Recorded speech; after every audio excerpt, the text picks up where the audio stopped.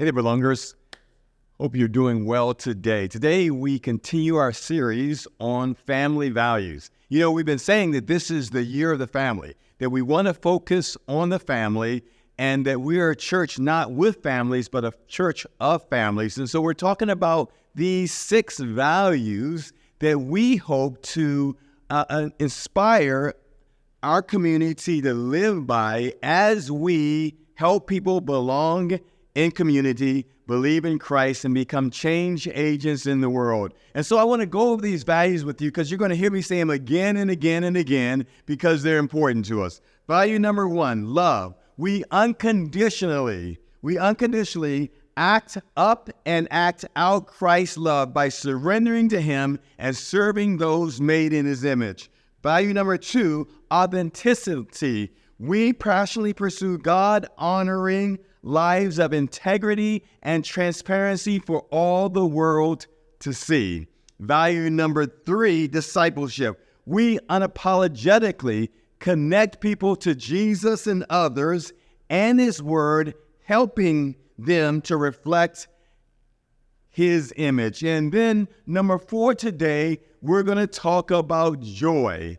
We're going to talk about joy, and here's our value. We enthusiastically champion celebrating in community because the joy of the Lord is our strength. So today I want to talk a little bit about joy, and I'm going to talk about it from the perspective of how we understand joy and how we misunderstand joy, because for the joy of the Lord to be our strength, we got to understand what the Bible means when it says joys. Let me start with a story. Here's the deal. I am a control freak when it comes to driving. I've said that to you. I'm not hidden that. When it's time to drive, even if I'm driving my car, I drive. If I'm driving Rose's car, I drive. I have to be really, really tired not to drive. If I'm driving a group of people, usually I drive. Now, here's my rule. When you are the driver, you get to set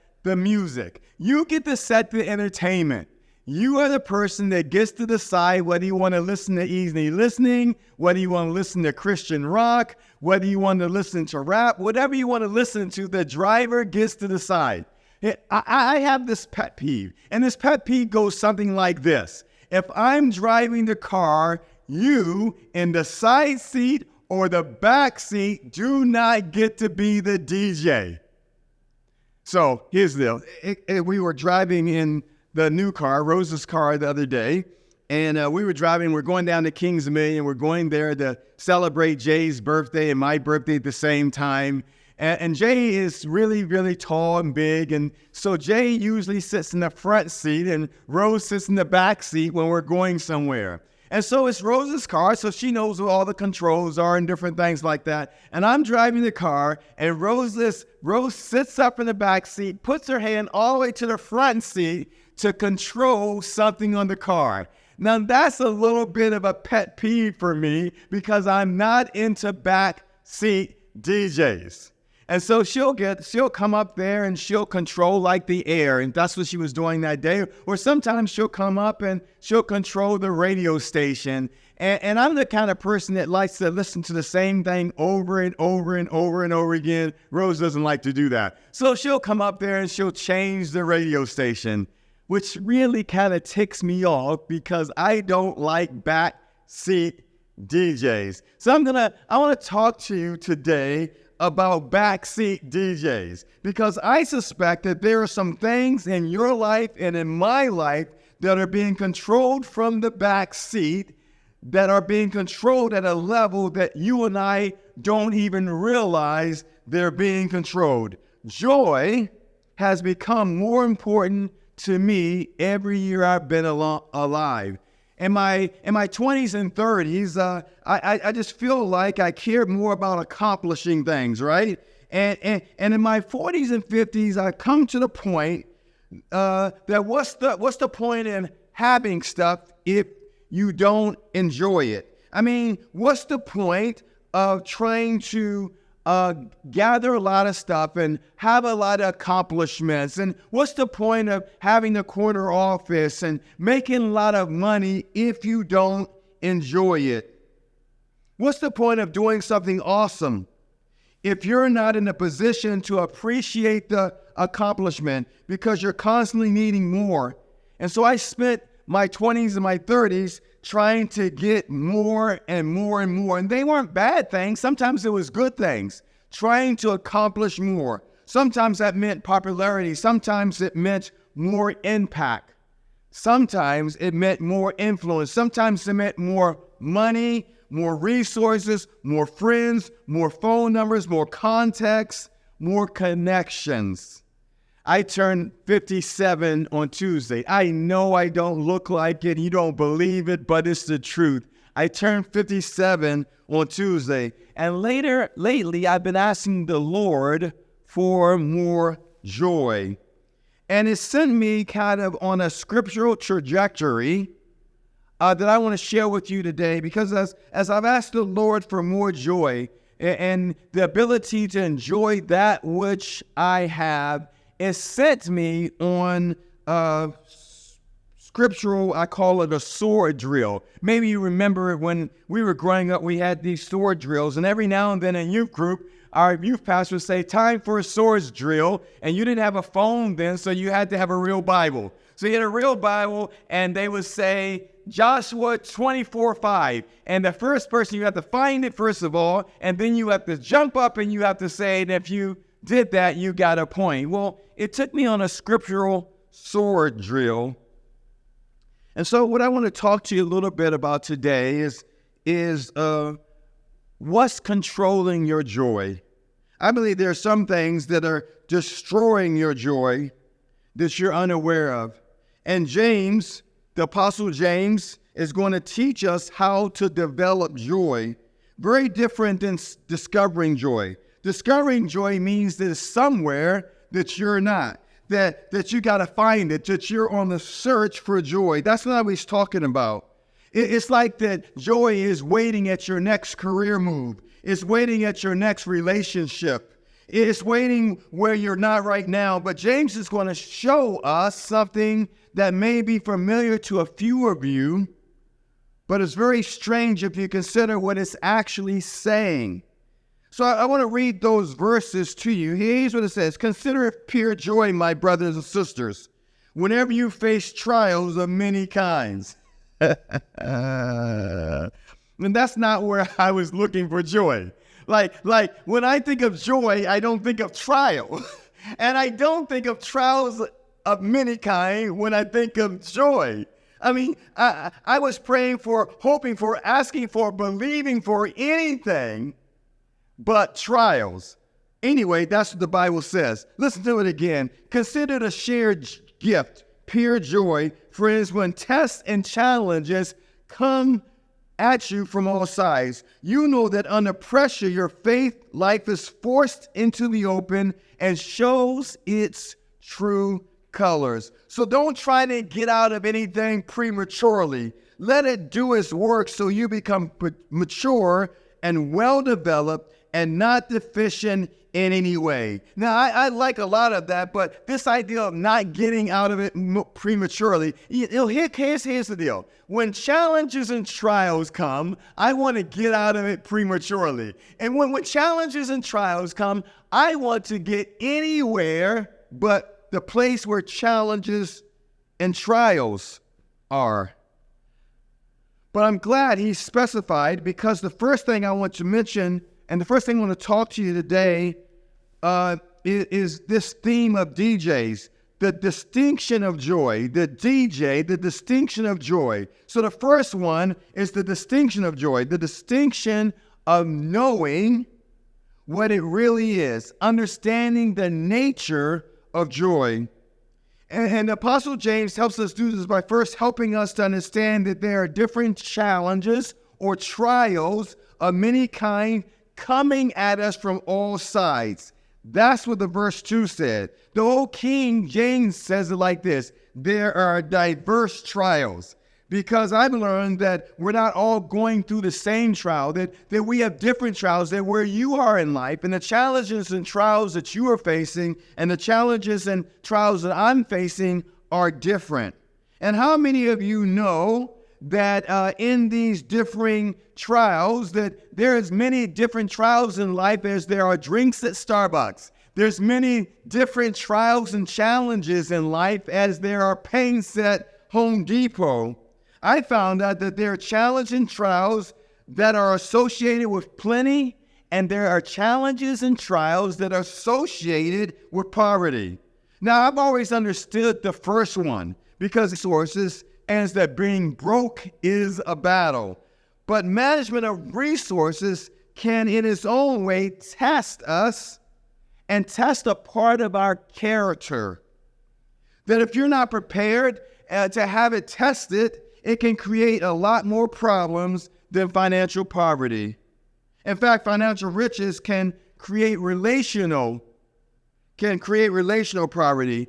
If you've ever been at a funeral when someone's died and had a lot of money, and the family has to fight over that money, you know that having plenty or financial plenty can push us to places of trials. As we talk today, there are all kinds of trials. There are trials for people who are married. There are trials for people who are single. There are challenges, trials associated with loneliness, and there are challenges and trials associated with companionship. There are many kinds of trials and challenges. There are many different ones. That's what James was saying. He's making a distinction that there's different kind of trials and challenges. And some of us are saying, well, I think I want to trade my trials in. I think I want to have a different challenge. You know, I've had this challenge of being broke and gone through the trials of that. I think I would like to go through the trials and challenges of having a lot of money. Some of you are saying, well, I've gone through these trials and challenges of being single. I'd like to think I like to try the challenges and trials of being married. You know, I think I want to trade my stuff in. But what we discovered in the last few years of COVID and death and the community closing down and not being able to go to church and not being able to go outside, that it doesn't matter which challenge or trial that you're going through. Because here's the reality that joy is not associated with your status or your success. We know now that no matter how great your name or your status or your financial worth or your career in the eyes of people, that joy is not determined on that. Why? Because, you know, we can still want to be done with it all. Because joy is not a product of what people say about you. Joy is not a product of how people hold you in esteem or in disregard. So different kind of challenges and trials. Most of us don't understand the distinction between temptation and trials. And I think that's really important for us to understand this. The language that James uses in this biblical writing, the common Greek of this day, allows for both. When he says tests and challenges come at you from all sides, he could have been easily referring to economic hardship or persecution that many of folks who were scattered, the Jews that were scattered, the tribes that were scattered abroad were going through at the time or experiencing. He could be talking about temptation. It's important to know the distinction between trials and temptations that you'll experience in life. Otherwise, you might spend time blaming the devil for your bad decisions. There are different kind of trials and temptations. So one of our challenges, one of those things is the result of evil in our world, the result of different kind of warfare that we could study about, that we have been studying about. But some of our trials are just a result of things that we did that were contrary to the will of God. There are many different kinds of trials. And if you don't know the difference between temptations and or trials, you will use the wrong tool on trials. Let me explain this way. When we're tempted, the Bible encourages us to resist temptation, to run away from it.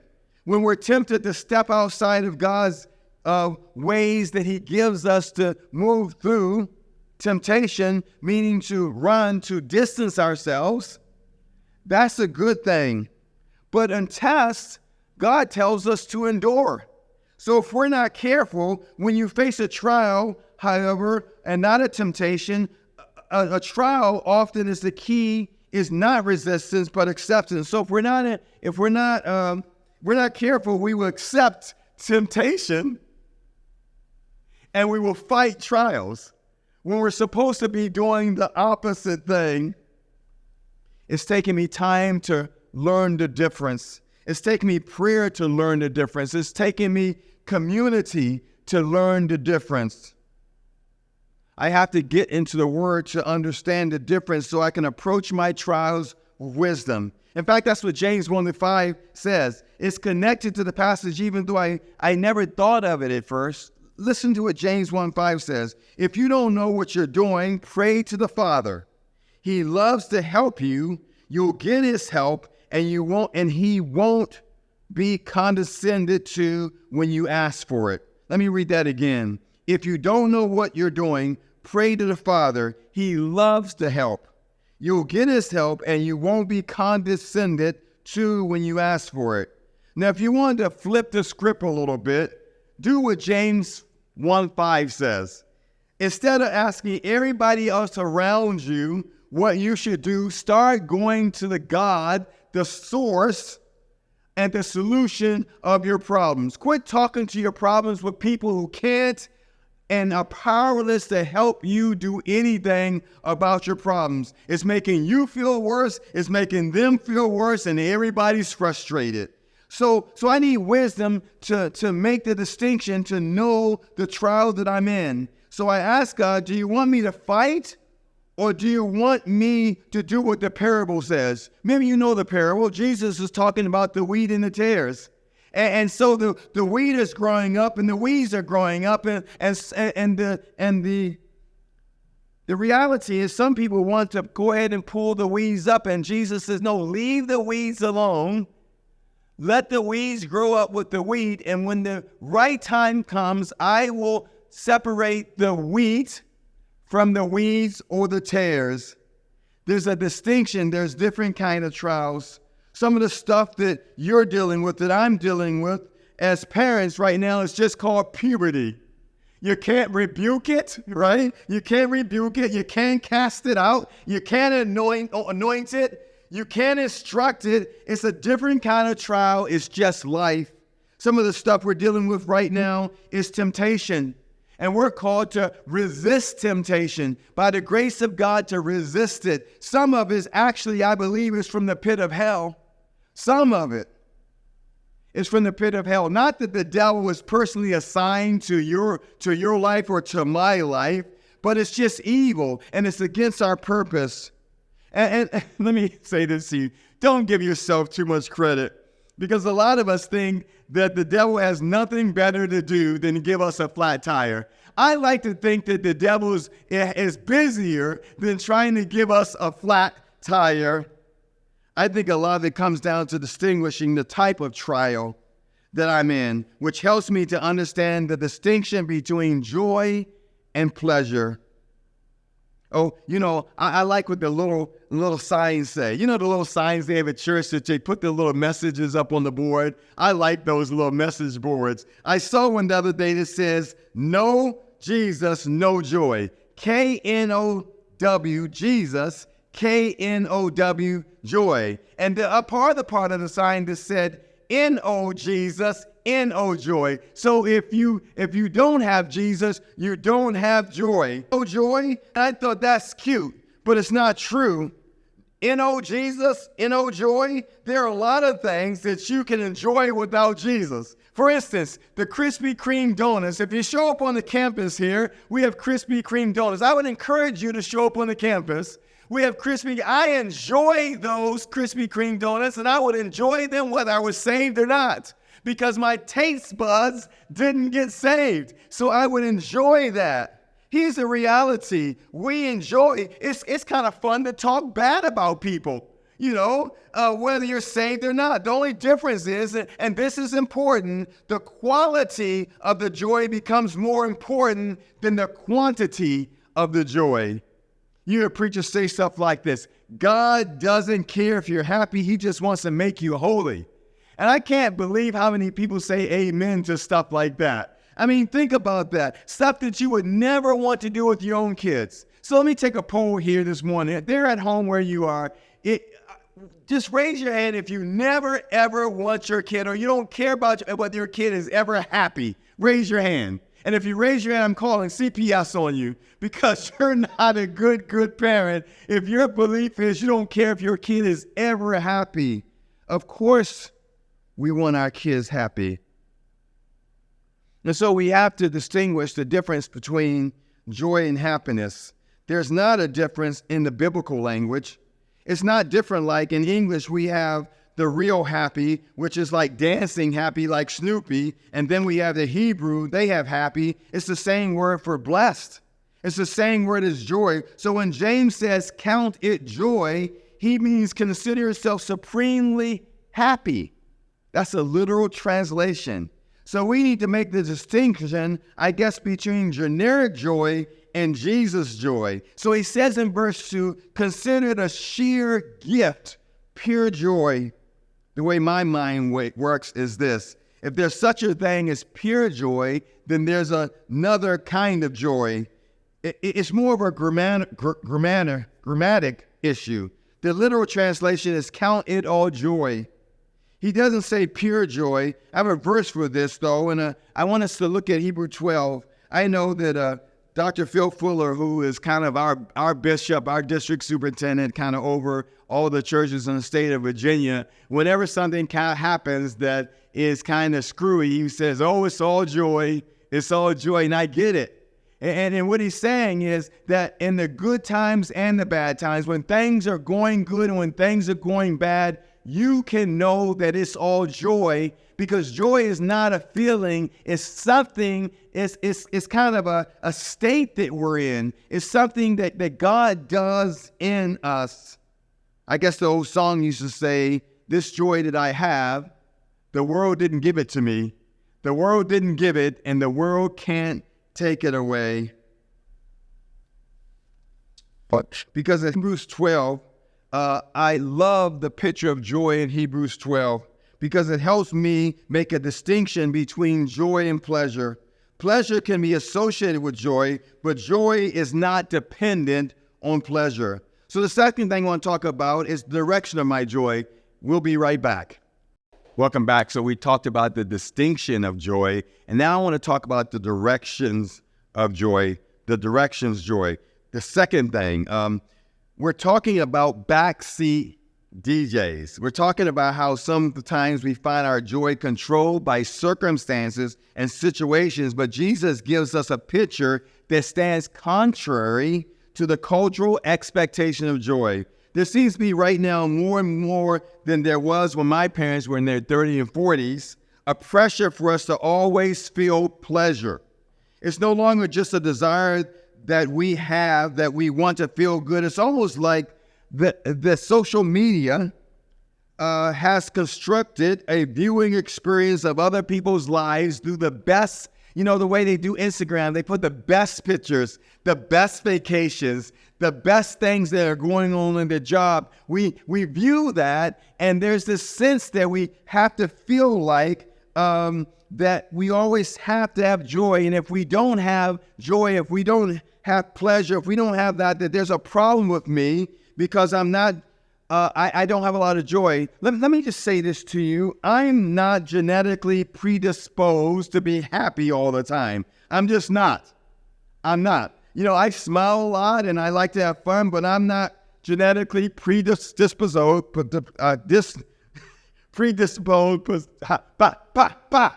I'm not genetically predisposed to be happy all the time. I can't be happy because I just messed up that word and destroyed it.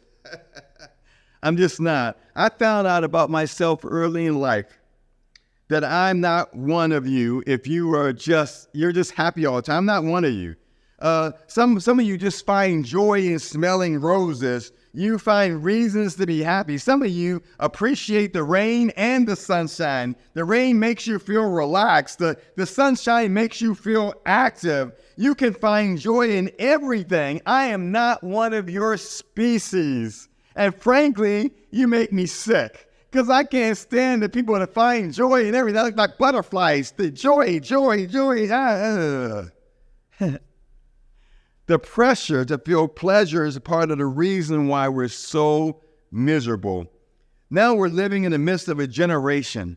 We're living in the midst of a generation that thinks joy is associated with feelings and your emotions, and you need to feel happy bodily. It can be, but it doesn't have to be. It's important. It's important that I say that joy can be a feeling, but it doesn't have to be. So this is where we flip the script. Can we flip the script here for a second? If anybody flipped the script, it was Jesus. Here he is on the cross. Here he is mocked and spit upon. He's been battered. He's been beat up. He's had a crown of thorns shoved on his head. I mean, he's been made fun of, and he's been condescended by the ones that he's created. It's pretty amazing. The writer of Hebrews says this: fixing our eyes on Jesus, the pioneer and perfecter of our faith, for the joy, let me say that to you, for the joy set before him, he endured the cross, scorning its shame, and sat down at the right hand of the throne of God. Now, this is where the message begins to take off. What is set before you? That is what your joy is connected to. What you have set before you. Let me break it down for you. See, some of us are doing the backseat DJs, and we're worried about what's in the back seat. Jesus, for the joy set before him, endured the cross, scorning his shame, and sat down at the right hand of the Father. Joy is a point of view. Joy is a way of looking at things. This helps me because I don't know about you, but it sets me free from feeling the need to feel a certain way. We have so many people quitting their jobs because they're unhappy, not really understanding that sometimes joy is not the absence of sadness or the presence of the spectacular. There's some of us that we just feel like everything's got to be firing on all the cylinders or something's wrong with us. Nothing's wrong with you. Life is that there are good days and bad days. There are days when everything's firing on the cylinders, and there are days that things are blah. And that's just life. All we need to look at is this one verse where it says that Jesus, for the joy set before him. I want you to use that as a picture for a moment. He set joy before him. So in order to endure the cross, that's the next part, endure the cross, scorning his shame. He didn't find joy in the event. Let me tell you, Jesus didn't find joy in the event. He found joy in the guarantee of the outcome of the event. See, we feel like we got to have joy in the event. No, he found joy in the guarantee of the outcome of the event. He didn't find joy in the feeling of hanging on the cross. It wasn't like because he was the Son of God that the nails transcended the laws of pain and the material law of the universe. It was just as painful, but because of the purpose, he could endure. You understand, it's very different to go through pain with purpose than pain without purpose. Let me give you an example of this. It's the difference between Jay weighing 200 pounds, jumping on my back without me knowing that he's going to do it, and having it feel like every disc in my back is falling, and I'm going to the ground like I'm a 73-year-old. Because it wasn't a purpose. But I can take the same 200 pounds and put it on my back, and I can squat it, and the pain is different because I'm doing it with purpose. If you don't respect it, it might take you down to the ground. Same weight, but one I was ready for. When Jesus hung on the cross, he wasn't surprised by the shame. He wasn't surprised by the suffering. He wasn't surprised by the pain. He wasn't surprised by the jeering. He wasn't surprised by the spit. He wasn't surprised by the blood. Why? Because it was pain with a purpose. Let me say to you, the joy is a focus before it's a feeling. And for the joy set before him, he endured the cross, scoring in his shame, and sat down at the right hand of the Father. Joy is a focus before it's a feeling. So when we talk about our value of joy, when we talk about that value of joy that we enthusiastically champion, celebrate in community because the joy of the Lord is our strength, we find it as a focus because joy is a focus before it's a feeling. What you focus your attention on will determine whether or not you have joy. If you're always looking in the back seat, if we're always looking in the rear seat and looking what's behind you instead of what's in front of you, put joy in front of you as a focus. And no matter the trials or the temptations and all the stuff that you will go through, you'll be able to endure because the Bible consistently talks about joy in the midst of trial and temptations and tests and challenges. You know what I think the Bible was saying? Happiness is determined upon what's going on in your life. But joy is a focus. You can have that no matter what's going on. We're going to end with this, the decision of joy. You and I get to decide that we're going to set joy before us in the challenges and trials and the pain and the persecution and the tests and the triumphs. Jesus, because the joy set before him, endured the cross. Every time the cross comes our way, we seem to want to run. We seem to want to hide. We seem to want to get out of the situation. We see little joy in our lives because we let that which is behind us, that which is in the backseat DJ, control our lives and feelings. The good news of our fourth value is that today we as the Selling Fields community can set joy before us. We can set joy before us in plenty or little, joy before us in the problems of puberty and past failures. We can set joy before us in pain and pleasure. This Jesus joy is a purposeful decision to celebrate no matter what, because we know that the joy of the Lord is our strength. The distinction, the direction, the decision of joy changes everything. So let me ask you a question. Are you dealing with the DJ, the backseat DJ? Are you focused on the things in the past? Or are you putting joy before you? It's my prayer as a community that we will be a community that for the joy set before us, we can do all things. We can deal with all of the trials and the temptation and the challenges because of the joy set before us. James says, consider it joy, my friends, when you go through all kinds of trials and temptations, because it's in that tension of trials and temptations that we become mature, that we grow in the faith. So what are you setting before you today? I hope it's joy, because we enthusiastically champion celebrating in community because the joy of the Lord is our strength. Pray with me today. Father, thank you that we don't have to live our lives looking in the back seat, being controlled by the DJs of the back seat, that today we can set joy before us, that we can understand that we can consider it all joy, consider it a gift when we go through, because you're doing something in us, you're improving us, you're perfecting us. You're challenging us. You're making us like your Son. And so as a community, Father, we seek and we want to distinguish this joy that is different than what the world hands out. This joy that is perfected in this tough stuff of life. Would you help us, Father? Today, Father, there might be someone listening to me that has no relationship with you at all. The good news is the day they can have a relationship with you. So, Father, would you help that person that's seeking you?